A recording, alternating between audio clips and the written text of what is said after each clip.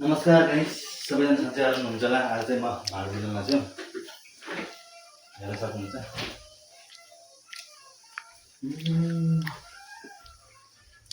के गर्ने, भाँडा धुन परेको। आउँदै हुन्छ मैले भने आउँदै गर्नु सबैजना।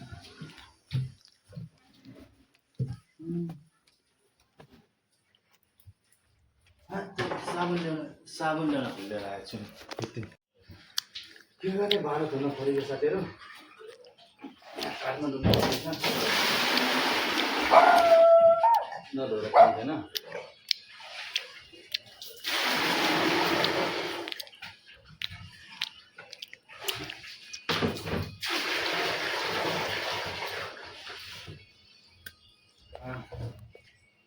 बिहान अब केटाकेटीलाई नास्ता गराइयो। नास्ता गराएपछि अब भाषा हुन पर्यो भनेर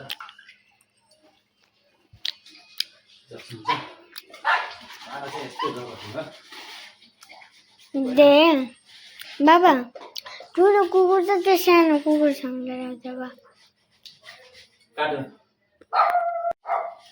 के गर्नु छ हुनु पर्दैन। पहिला जमानामा होटलमा काम गर्दा यसरी भात धोइराखेको छु। अब चाहिँ फेरि नानीहरूलाई नास्ता खिलायो। अब खाना पकाएर खाना खिलाएर हस्पिटल जान्छ।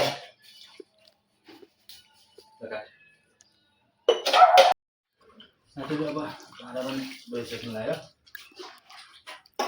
हुन्छ भाँडा धुनु परेको। आइपुग्दा अब धुन परेको होइन।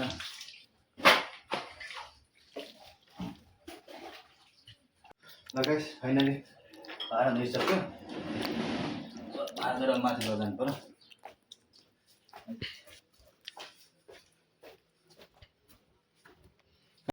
ल गाइस, भाँडा धोइसक्यो।